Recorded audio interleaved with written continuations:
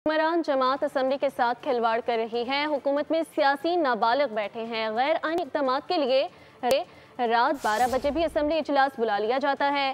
Khyber Pakhtunkhwa assembly में opposition leader doctor इबाद की सूबाई हुकूमत पर कड़ी तनकीद। कहा, अगर तहरीक इंसाफ आईनी दायरे में रहते हुए अपना किरदार अदा करे तो हमें अदालत जाने की ज़रूरत ही ना पड़े।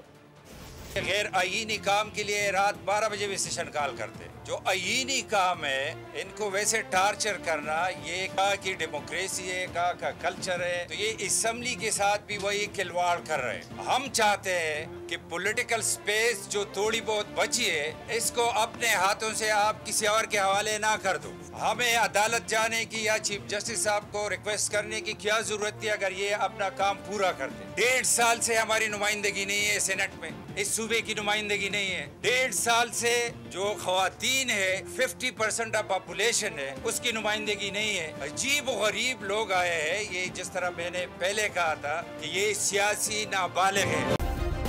सब्सक्राइब करें और बेल दबाएं ताकि कोई खबर रह न जाए।